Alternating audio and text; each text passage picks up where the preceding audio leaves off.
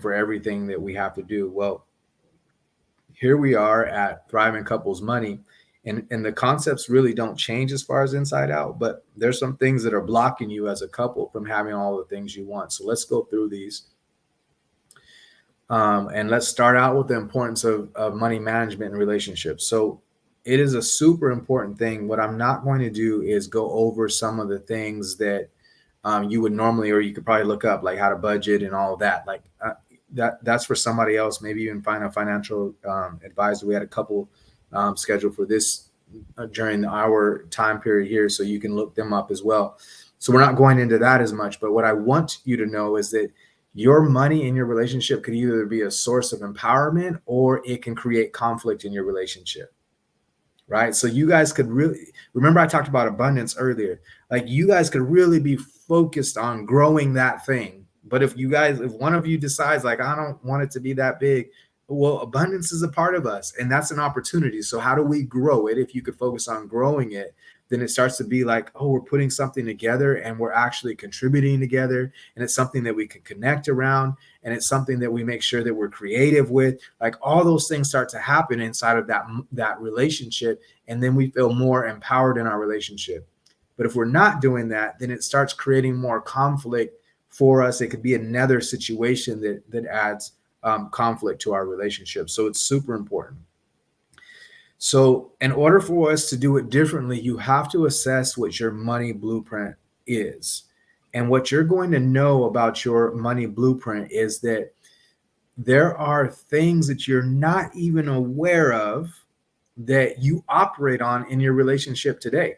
And it causes you conflict in your relationship, right? So you might not even be aware of some of the beliefs and the attitudes that you have about money, whether it's a fear or whether it's a saying or whether it's a scarcity mindset or whatever it is. You may have no idea about it being there until you start reviewing your money blueprint. And the reason that you want to do this and the reason you want to look at it is because you have this underlying interaction that's going on. So let's say that one of you in your relationship is not even mindful of money and drops it everywhere and throws it everywhere. And the other person is like, oh, I need to hold on and make sure everything's in order. If you have those two different opposites and you don't understand each other, you might not even understand yourself. And if I don't understand myself, I can't help explain it to the person who I'm loving. And if I can't explain it and frame it for that person, they're going to always be at a point of unease with my way of managing and being in relationship with money. So you need to understand your money blueprint. Eventually, and you'll get to this as you understand, your money blueprint will actually change the outcomes and the behaviors that you're going to do. And so it's going to be important that you start looking at how it goes. But as I described earlier, even whether it's subconscious or conscious, you're going to have an outcome. You're going to interact with it. If you're afraid of what happens if you spend too much, you're going to interact with that fear. If you don't care enough and you're not paying enough attention, you're going to create anxiety in your partner because it looks like you're reckless, right? So no matter what, all those things that you know about money subconsciously in your money blueprint are going to affect your relationship with money, which ultimately affects your relationship's money. So how do you assess it? Well, to me, it's an easy thing to say how to assess it, but it's going to be a harder thing to do because your body doesn't like change. And so your body's going to recognize, hey, if I do all this assessing, it means I'm going to have to change, right? And so the first thing is you need to be able to reflect a little bit on what you have been taught. Look at, what you learned from your parents. Look at some of the mindsets. Look at some of the sneaky sentences that you have. Look at some of your answers that you're giving to scenarios about money. Look at your responses. All those are important things to be able to look at. Look at your financial statements because your financial statements won't lie. Like that's the outcome, right? No matter what, you might not know exactly what the blueprint is that's tied to that, but if you look at them, you could say like, "Ooh, I like it," or "I don't like it," right? And then look at your patterns of money management. And so a little bit like your financial statements, but even before you get to the financial statements, you might not even have the money to look at financial statements, but you might say, look, I've got the same thing going in that I got coming out, or I got more coming in than I have going out. Whatever that pattern is that you have, you want to be able to look at that, and that's going to help you to assess where you're at. So the 5 mindsets are all about what could be holding you in the place that you're in, and then also what it would take to start having a thriving relationship overall, right? So we want to be able to have like this idea that says, as a couple, we have thriving relationship money. That's what we have, right? And we want to be able to say that. So what is it gonna take? Well, one is unknowing something that we know, and then it's knowing something different. Okay. All of these things that I'm going to give you as far as mindsets are based on principle. I don't have time necessarily to go into the principle today. And if you want to join our challenge, we actually do go into principle. You can get that challenge by going to shinecampus.com. But for today, the 5 mindsets that we'll talk about, we'll start here. So scarcity versus abundance. I've talked a lot about abundance today, so I won't go too much into it, but I will talk about scarcity. So scarcity is the idea that there won't be enough, right? I was just on a coaching call today with other people who run businesses, and one of the hesitations that somebody brought up was that, well, I was always afraid to teach somebody what I know and tell them how to grow the business like how I've done it, because I don't want more competition, right? Well, that's accidentally a scarcity mindset. I want us to feel like there's not a limit. There's more than we ever will need that's available to us. Now, if we have a scarcity mindset, we might not see it that way, but that's just the truth, right? Or there won't be enough, or I have to somehow hold on, to everything because it might not come back again. Like, this is the last opportunity. That scarcity mindset can create the opposite of thriving relationship money. Fear versus courage. So fear, and I honestly think that fear and scarcity have some similarities or some overlap. But if you're operating afraid of, constantly worried about what the outcomes will be, right? If you're constantly worried about those things, then your fear starts becoming bigger than your actual pursuit of growing in abundance, right? So sometimes you have to be courageous, right? Sometimes you have to put things on the line without being reckless whenever you've done your homework to grow the things that you grow or that you want to grow, or they're going to create more in your relationship, right? And that takes courage for us to be able to, one, learn more, because a lot of times we just are where we are, and then two, go forward with our learning, right? Because part of us becoming masters at anything is us being able to do things over and over again. And so the more you put yourself out there and create those opportunities, which takes courage, then the less likely you are going to operate with fear when it comes to money.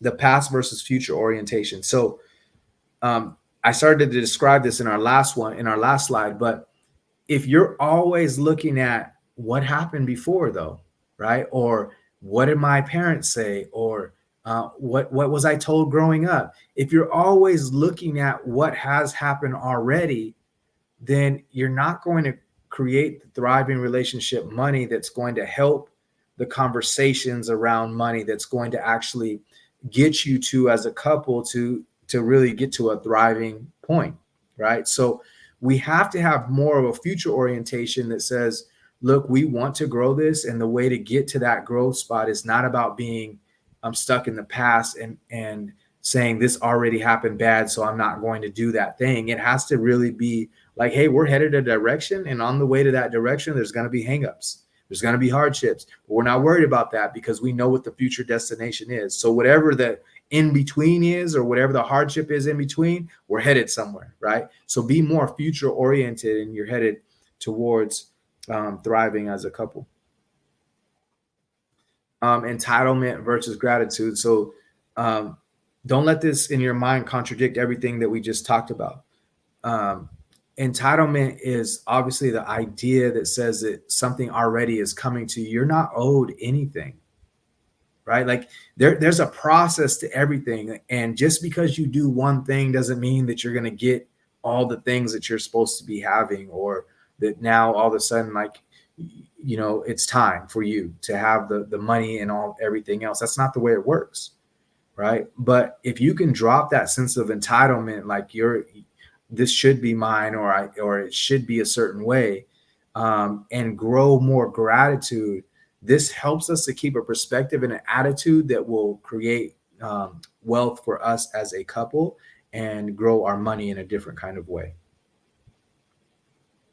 Complexity versus simplicity. And I put distraction in there because the way I see complexity is you start paying attention to too many things, right? You're always in somebody else's business, or you have somebody else's business, like whatever somebody else is doing in their life, right? Or somehow, like, there's the TV show that you watch every single day, or there's different things that mean distractions for you, and put too many things in your life that don't allow you just to zero in. I think I might have talked about this last week, but there was this concept that I read where they said, the difference between throwing a bullet at somebody and then that bullet being shot is it becomes more dangerous when the precision or the hit of that precision is in one spot, right? So you get more, there's other pieces about that, but the idea is if you can just hone in on one spot and hit that spot right, then that one simple spot makes that much more of a difference, because you can be more precise about what you're doing, put all your energy into that scenario. So don't have energy leaks with all the possible distractions. Yours could be something totally different than mine. But in general, I want you to think about, like, I can't make things too complex. I have to really simplify as much as possible what it is that I'm doing and go at it, right? And the more that you can do that in your relationship as a couple, then you're headed towards those things that we want to have in the money arena. So the last one, this is kind of a bonus. The last one, it's an important concept that I feel like, and I think I'll draw two out of this. So time versus money. So the idea that time is equal to money is a false premise, or a not an effective way of thinking about time and money. Time is actually infinitely more important than money. And we all know that. We all know that at some rate, that, but we don't act like it, right? So we spend a lot of time trying to get money and less time with our person, right? So if you can, and there are seasons, and so I could respect that maybe you might be in a season, but make sure that you're coming back around to spend more time with the people that you're loving. And specifically, we're talking about thriving couples with your person.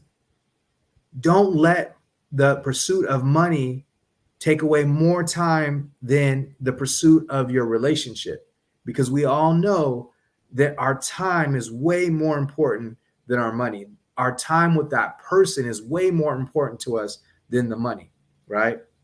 And so I think that that's an important concept for you to be able to have. At the same time, I will say, and kind of flipping it a little bit and giving you a different bonus. Wealth in general kind of has a need for speed. So it needs to happen quicker, right? And so the more you can think about that, it's a good way for you to be able to start thinking different ways to get money in your relationship and to be able to form it. Like me making $50 over the last $50,000 over the last year is not the same as me making $50,000 in 30 or 3 months or 6 months, right?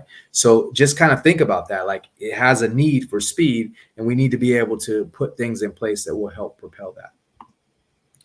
All right. So how do we shift these mindsets? Well, awareness, challenging our negative beliefs, adopting positive affirmations. And then I also gave you the mindset to shift to. So that's going to help you to be able to shift those mindsets as much as possible. Okay. I talked a little bit about this earlier in our conversation before Terrain started talking. But I will tell you, or before JP started talking, how playing small money contradicts your relationship. Boom. And this is a really important topic. Okay. If you settle on I can't afford, or if you settle on no's for how much money we're going to make, or you settle for I'm good with whatever the position. I'm not trying to insult anybody. I want everybody to know that there's going to be a hardship to make your relationship boom if you play small in the money area.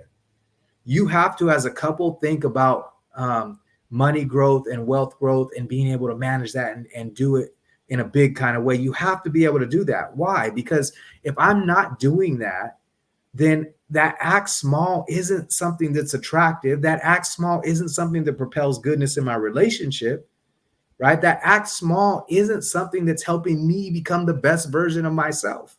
So you can't play small in the money idea and think that your relationship will actually flourish and it will be a part of you guys thriving as a couple.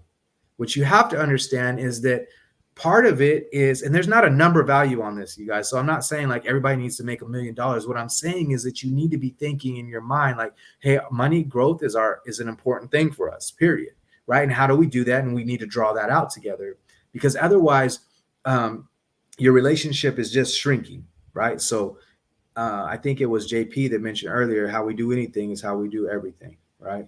So here's what playing small means to me: avoiding financial responsibilities, not investing, fearing risk, playing victim, employing scarcity mindsets, fighting instead of growing, and then being distracted. So fighting instead of growing is a huge deal. That's playing small, right? You don't have time for fights and arguments constantly, right? They will happen, but you don't have time for them constantly. Being distracted, like what's the thing that you're doing as an individual that's taking time away from what you can be doing as a couple to really grow things?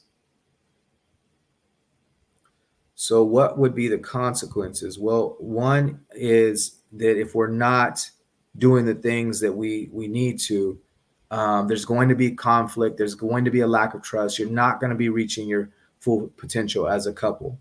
Okay. And I think that that's really important for us to recognize. How do you stop playing small? Well, if you can get together and set goals together, right? That's the first thing, is create a picture or a vision, of what's going on. And then start opening yourselves up and believing in that there's actually opportunities for us to learn more. Whatever you've known to this point in your life is everything that you've been taught. Maybe it's a lot about money, maybe it's not. But open up your opportunities for mindset shifts and mindset changes, right? So that you can actually grow you and thinking differently about money. The more people you talk to, you'll be introduced to concepts that you can pick up and drop off, right? And then take calculated risks together. Figure out a plan and have some fun things. And it may not be fun all the way through, but just have some things that you can start taking risks together as a couple. And then money flows through income producing assets. So this is a concept that I think that is an interesting way of being able to look at money. So there's three opportunities here. One opportunity is that you make money and then you just pay bills with it, right? You don't really want to be in that scenario. You want to get out of that scenario as soon as you can. The second scenario is you make enough money not to just pay bills. You get extra money. Instead, you go buy things like toys, right? And then you end up paying the bills of those. So now your money goes from making the money to paying for your toys and then paying the bills, right? So it goes out that way. The third way, and the only way that we really want to do things, is we want to take our money that we make and then put it into income producing assets. What are those things? And that's what you're, as a couple, something that you could start thriving on, is just start working on what would be an income producing asset. From your income producing assets, you start buying all the things that you want from that area. You even pay your bills out of that. But then your income producing assets actually go back into your income, right? And then can kick back in and kick back and forth so that you have some baby making dollars, right? And so that's kind of the goal. So you create a couple's money vision, and that's an important thing, for you guys to talk about. Okay, what does it actually look like for us, and can we start talking about it more often? If you can create a couple's money vision, it starts you guys being propelled on the same route that says, look, we're thriving together because we're ambitious together, right? And because we're ambitious together, we feel like we are unstoppable. Nothing can stop us. And because we feel like nothing can stop us, we start executing in all the things that we need to execute on. Okay.